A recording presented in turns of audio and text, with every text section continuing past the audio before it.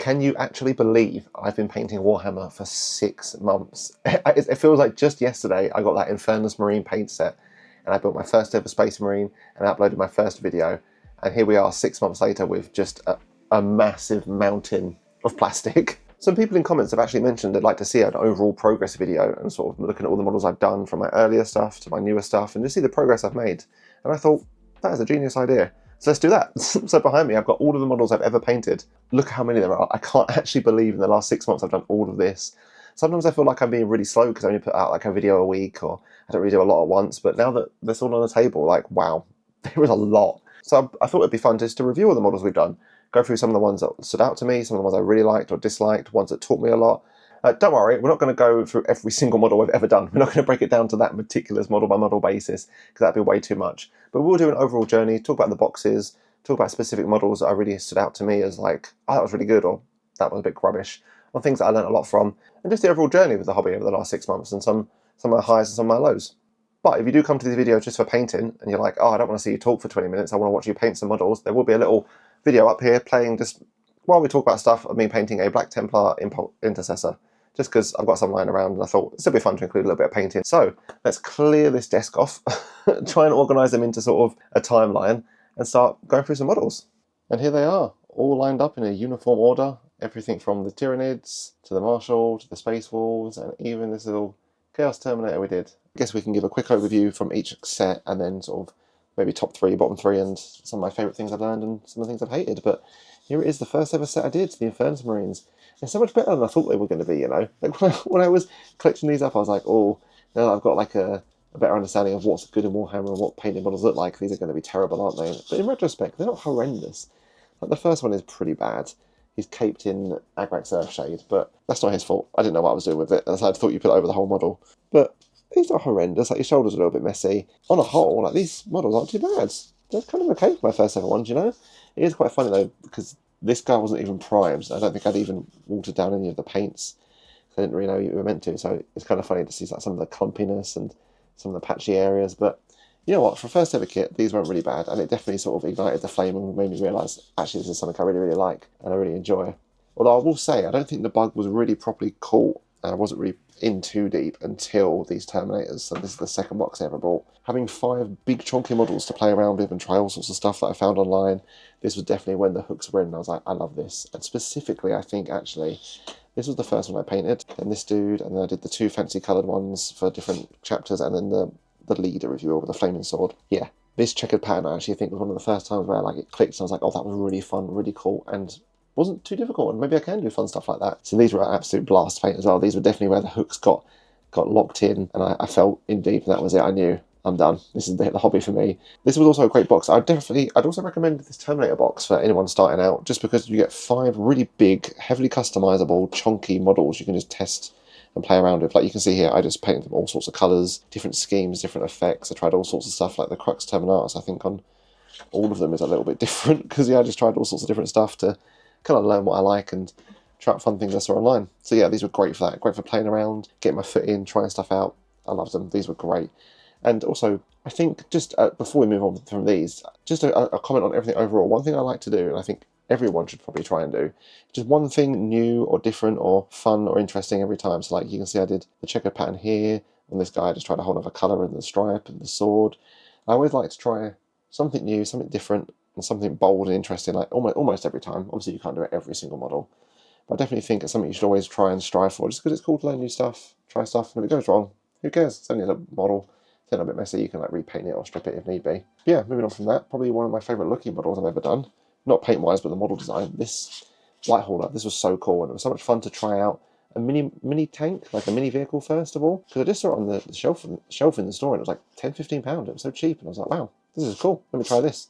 And this was a blast, yeah. Big, dirty, stinky, Death Guard, tumor covered in armour. Like, this was so much fun to paint, and such an interesting and cool model, and it was so different from the Terminators. Again, this was a real eye-opener to be like, oh wow, like other factions are so cool and interesting. Definitely want to look into them. Although I say that looking at my desk, it's all just Space Marines. But this was super fun, and I really, really liked it. Yeah, this was a blast, 10 out of 10. Taught me a lot about shading, and also trying out a custom base. Yeah, this was something interesting as well. Again, harping it back to that, just trying something new every time. Like, it was kind of cool just to test that out. So that was super fun. But then that's sort of where the messing around ended, and I kind of locked in a little bit, because at this point I was like, right, I just want a big box of models to paint. I was like, I just want a big box that's got loads of plastic where I can try out loads of different stuff. And that's what landed me on the Black Templar Combat Patrol. So I saw this was full of just different Space Marines, and initially I did think I want to buy this to try out loads of different stuff, similar to the Terminators where I did like different chapters, different colours. I was like, oh, this is just like loads of Space Marines, I can paint them different colours and do whatever. But what actually ended up happening was, I think this was actually, no, this wasn't the order I painted them in, sorry. There we go. So yeah, if you want to see the progress of Black Templars from the first 5, I painted this one first, this one, these 3 sort of together in a video, but in this order. And actually I did this one off camera as well, but we can put it in there just for comparisons. So there we go. But yeah, what actually ended up happening was I started painting the Black Templar, and eventually I went, actually, what I want to do is take this Black Templar colour scheme and really refine it and find a real good recipe for base coats, highlights, shade-ins, and things that I like for the Black Templar, and really refine it. So I didn't actually stick with my initial idea. I tried something different with the Black Templar, and I actually really enjoyed that. So that was really, really cool to sort of stop messing around and trying loads of stuff, but actually take one recipe and really refine it. That was really, really enjoyable. And I think it paid off, because if we kind of jump ahead, I did eventually do this Marshall, which was like the sort of finishing creme de la creme, final cherry on the cake Black Templar. And yeah, this looks incredible. And this was like, it's really, really cool to do this as a sort of, not reward, can't think of the word. It was really cool to paint this as sort of like a, yeah, take all the stuff we've learned, all the fruits of our labour, all the techniques, all the recipes, everything we've practiced with the ones before, and funnel it into like a best looking one. So like, these guys walked so he could run. It was kind of cool to funnel it all into this guy. And that was a really rewarding experience, and something I didn't even expect, you know. Because like I mentioned, I initially picked up the Combat Patrol just to have lots of models to paint, because I did these neophytes as well. So you can see I've got all of these models, and it was like, yeah, I can just play around and try stuff. But it's actually kind of cool to take, yeah, all these lessons from these Black Templar and actually funnel them in and learn stuff and develop all those core techniques and recipes and ideas and techniques for this one specific colour scheme, and funnel them into such a incredible looking model. So that was my journey with the Combat Patrol, pretty much. The models, I say that for the models. One thing I did do that was probably the first negative experience I've had with Warhammer was the Impulsor. Oh god. So I did this in between some of the Black Templar like infantry that was spattered around, and this was, yeah, like I mentioned, one of the worst, not worst, but the first negative experience I had, the first demoralising, unmotivating, like, oh my god, I hit a roadblock with this. Because what happened was I really underestimated the sheer size of it, like how much surface to area there was, how much paint needed to go on, and how much time. So initially I spent like 3 days on the base coat, the highlights, and the lead belcher. And normally these models take about a day. Like these little Crusaders, maybe a day for the whole thing. So spending triple the amount of time and only having like the base coat and the silver, I was like, oh my god, is this ever going to end? Like, what am I doing? Oh, this is taking forever, and the video's going to be long. And I was like, oh, it really got me down. It was really unmotivating and really sort of demoralising at first. All of that luckily did kind of go away when I started applying all of the reds and the whites and the little coloured details. Like now looking back on it, I love it. It's so cool, and it looks incredible when you just shovel the infantry like around it. Yeah, like when you put people around it, it looks really, really cool. But yeah, at the time, oh my god, it was demoralising spending so much time. But it was actually also rewarding in the end to be like looking at this and going, yeah, this took me ages, and I put loads of time into it, and it looks good. So this was definitely like the most wavy model I've ever done. Those ups and downs. It was definitely a roller coaster of emotions. But it did teach me a lot about bigger models and setting expectations and time. So that's always good. And I will say, all of the mistakes I've made, I think I've learned lessons from. And that's one thing I always strive to do with Warhammer and just life in general. You know, because the next model I did after all of the Black Templar stuff, was this Tyranid. And this is, yeah, just straight up the worst looking model I've ever done. It's so ugly. But again, the mistake with this, I learned from it. So the issue was the undercoat. I put like a black-grey Xenophil on it, which meant the purple contrast and the Wraithbone and all the base colours were just real dark and splotchy and weird. Whereas if I just put like a Wraithbone or a white highlight, a Wraithbone or a white primer on, it would have been fine.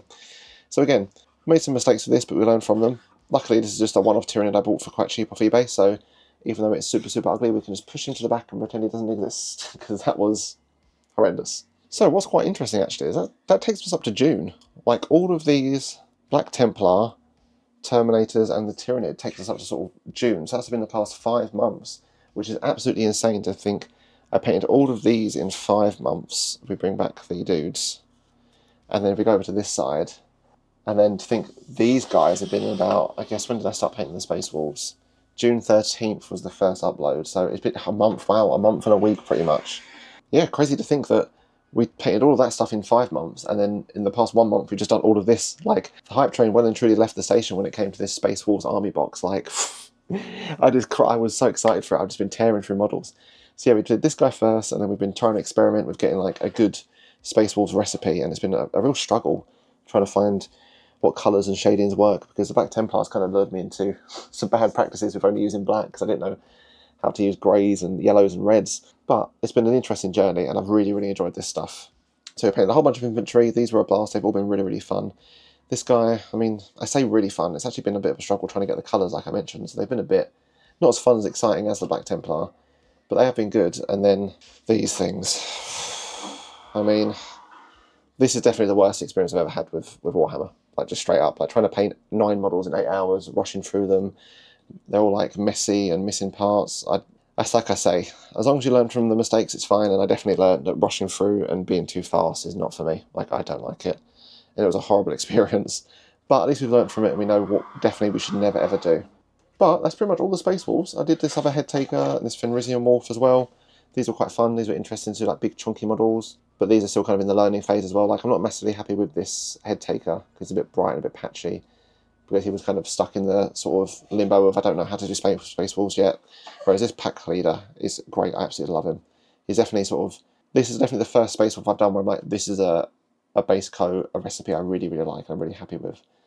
So it's interesting to find that on the Black Templar, it only took me a few models to get there, but it's actually taken me 5 base models, a head taker to sort of get there. It's taken me a little bit longer. But no, that's all in all pretty much all the models I've done. I did this random Chaos Terminator that I picked up at some point as well. That was just fun and interesting. I got it from like a Combat Patrol magazine, just a little palette cleanser. And I also did this sort of kit bashing Black Templar Intercessor Sergeant madness in my last video, but if you watch that video, it's fairly recent, so I won't go into it in too much detail. But this was a blast to do as well. But yes, that's everything I've painted, which is, again, I didn't think there was that much until I sort of laid it all out and spoke about it. I feel like I've been chatting for ages. But I guess what we can do is just go into specific models. Like, maybe let's do like a top 3 and a bottom 3. So yeah, let me sift through these, see if we can find our favourites and least favourites to talk about. So moving on, if I had to pick my top and bottom 3 models I've ever done, my 3 favourites and my 3 least favourites. Okay, so we start number 3, my third least favourite. Well, it feels kind of bad to say least favourite for this model, because I do love it. Like, I look at it and it's so cool. I love the reds and the whites, the little Space Marine coming out. It's such a huge model. It's great. I do love it. I just think it was one of the first models where I got really down and really mentally drained and really demoralised and unmotivated when I was doing it. Like I mentioned, that base coat, silver highlights that took like days, like really, really like got me demotivated. It was the first and probably the first of only 2 like models that really sort of got me bummed out. But it was really good to learn a lot from it. So like, in a way, it was, although it's like my 3rd worst, or like my 3rd lowest, it's still great. I still absolutely love the model. Like it's no fault of the model itself. This is a purely me thing. Like, I really underestimated it and I really got my own head. So it's a bit unfair, but I'd have to put the Primaris Impulsor just at number 3rd, just because of the mental anguish it gave me. However, moving on to my 3rd best and my 3rd favourite, I actually do think it's quite a recent one. And it's this, the Space Wolves Grey Hunter Pack Leader. Yeah, I think with this guy, it represented like a turning point in the Space Wolves, you know. I was like, okay, wow, I've got a really good recipe down.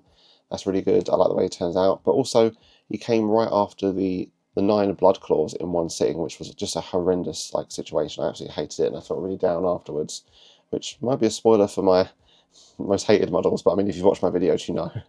But this guy came just after that, and I think it really uplifted me. It was a real nice bounce back. I thought, oh, yeah, this armour looks really good. I really like the base coat, the details. Just a really good looking model. Also the face, I thought the face was like a nice progression. I made a really good step up with like faces with this guy. It looks decent. So yeah, this guy, although he's not the biggest and flashiest, I think he represented like a real nice turning point in the Space Wolves for me, and I really, really like him. And I think he just looks really good. Like, nice volumetric highlights in terms of like the shading and the zenithal and the armour painting. It was really good. So this guy, number 3. However, moving back to the bad, number 2, this Tyranid, man. I mean, just look at it. Do I need to say out? Look how ugly it is. I just hate how like blotchy and weird the purple is. The Buckman's glow isn't smooth on the wings. I mean, the armor carapace is kind of cool. Like the purple with some of the highlights. Like, I quite like that. But yeah, this guy was just a bit of a mess. Again, like, it did teach me lessons about what colour primer to use on models to affect their finishing look. Because, yeah, the issue with this was the primer was too dark. So I mean, I did learn lessons, but man, this is the only model I look at where I'm like, ugh, oh, this is ugly. Oh, put it away, hide it at the back. Like when I put them on display, this guy's just hidden behind other stuff. Like looking around at all my other models, nothing really comes close. Even like some of the bad looking Space Wolves, the first ever model I did. I think even I've got like a Terminator that's just a bit blotchy and plain. Even these are a bit like a bit iffy, a bit not great, but they're nothing compared to just the horrors that are this Tyrannid. It's just, yeah, not great. But again, we learnt our lessons and it was kind of fun. So the second worst model I've ever done. Moving on to the second favourite, I actually do think the Black Templar Marshal. I think this guy is number 2. Like this was a blast to paint. I absolutely love this. It was so good. It looks incredible. There's so much detail going on. There's so many different colours. I think the model turned out really well. I love this massive banner at the back, and I got to use all of those like fancy beast sheet extra upgrades from the Black Templar, which are always my favourite, and they've been so good to use. Like, just look at the model. I mean, it speaks for itself. I absolutely love it. I think what makes this guy different as well is when I do models, every single model I paint is like a lesson. Like, I always try to learn something new, or do something extra, or like work on something, you know? Whether it be like highlighting, shading, just tidiness, specific details like tabards or weapons. Like I'm just looking at all my Black Templar. So like everything I do, I'm always like, right, with this model I'm going to paint it, but also try this extra. Whereas this guy was completely different. If every Black Templar I'd done before him was a lesson, this guy was the exam. Like this was one where I went, nope, not going to try anything new, not going to work on anything. We're just going to take everything we've learned from all of these boys and just funnel it into this guy. The best looking model, the slowest, the most patient, the most meticulous. And I do think it did turn out that way. Like, it looks so good.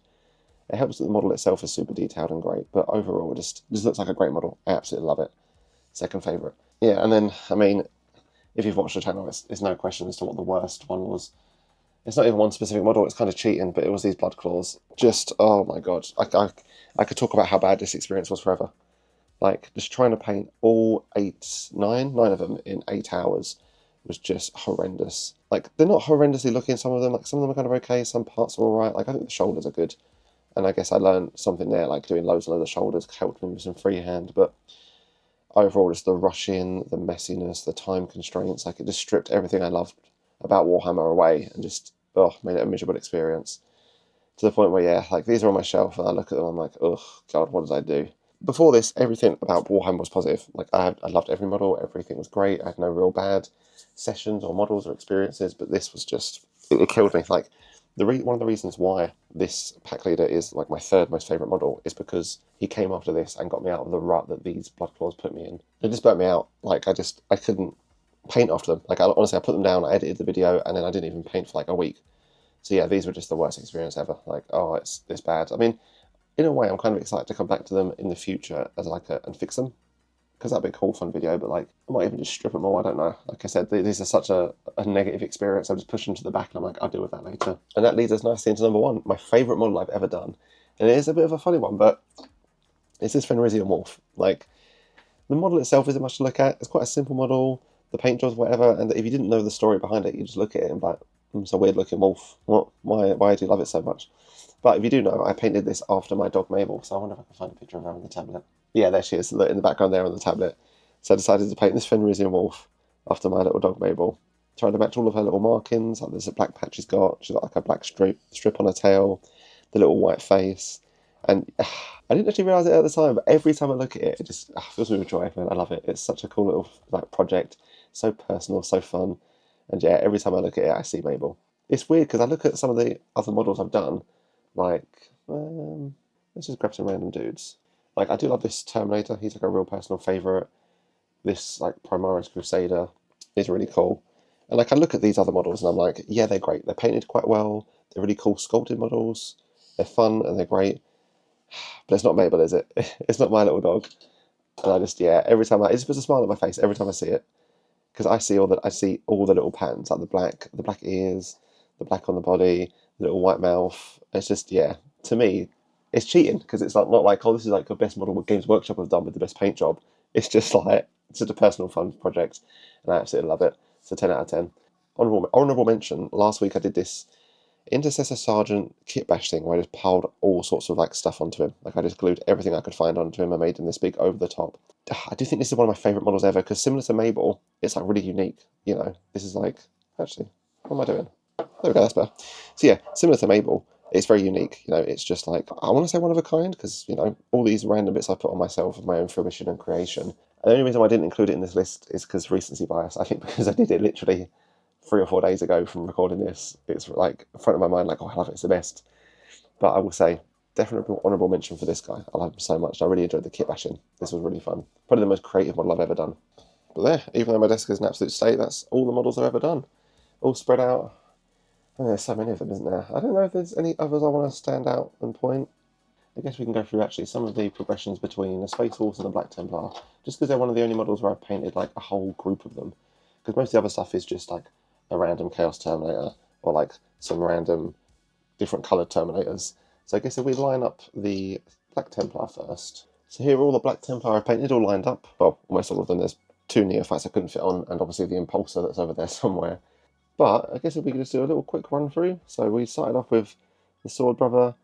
It's kind of funny actually, like I didn't think there was much difference between all of them. But now that I'm looking at them like in a line, it's kind of funny. So we've got the Sword Brother that I started out with. I mean, so I guess the biggest difference between all of them is the highlighting method, I guess. So I started out on the Sword Brother with some edge highlights that don't look too bad, but I think they're covered up by lots of the tassels and the tabards. And then this guy next to him had some edge highlights that were a bit too chonky.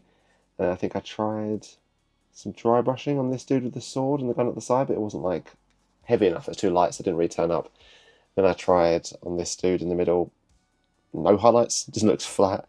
And then I think on this dude with sort of that's not been based in the middle, I did a mixture of like edge highlights and dry brushing, but I thought it was a little bit too much. And then I think we finally got somewhere with this guy, just like real heavy dry brushing. I think this is the turning point where I was like, okay, I know what I like. This sort of, yeah, contrast dry brush. I don't know if I actually put Knoll oil over him at first. I think I added it to it later. So originally he had no Knoll oil on, but then yeah, that sort of fixed him up. Then yeah, just some little neophytes and Big Daddy Marshall himself, and actually also this guy. So yeah, that's a run through of the Black Templar, I guess in reverse as well, and the progression through them. And I guess if we do the same for the Space Wolves. So yeah, in a similar vein, we actually started with this guy who was heavy metal kind of standard, so just rust grey with some Fenrisian grey edge highlights. And I was like, I like that, but I want to play around the contrast because I like contrast. But before that, I also did do this Grimdark dude, which is completely different and unique. And to be fair, he's really cool. And I do love him. Like it's so unique and unlike anything I've done before, and it was really interesting and fun to try something new. And then we moved on to sort of the contrast looks, and we got this one where I just put way too much, like both the contrast and the Tyrant blue shade over the top, and it was just way too heavy. And that's when the journey began, the nightmare of trying to find a good balance between contrast, Tyrant blue, undercoats, highlights, and all sorts. This guy was a little bit of everything. To be fair, I did him off camera and just tried all sorts. We got the head taker who, while I like him, especially on the side, it's a bit too patchy and bright. You can see there on his like leg and his shin guard, it's a bit all over the place, especially in his face. It's not very smooth.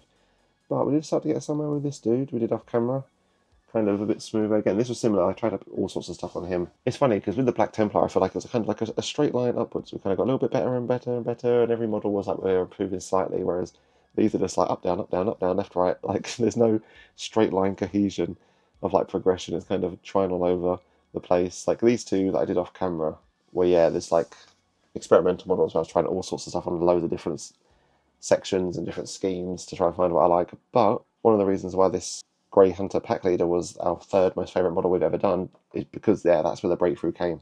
You can kind of see here the nice smooth sort of application of the contrast, the nice shading. I do think the missing piece with this guy was the primer. I used White Scar, what's it called? It's the colour forward ones, it's not the official. Oh, matte white. Yeah, I used matte white as the Xenophor in this rather than grey, and I think that was the big difference. So yeah, that's definitely the big sort of, this guy was a big tick up. Okay, it's clicked, we've done it. Then also, just cheekily, I've not actually mentioned this yet, but I did this guy off camera. This is my newest head takeout, and yeah, especially when you compare him next to these two. And if we take out, so I started out with this contrast look. So I like using the contrast because I really like all the shadows and details you get, but it was too dark. So then I tried it again on the head taker, way too bright, like all over the place.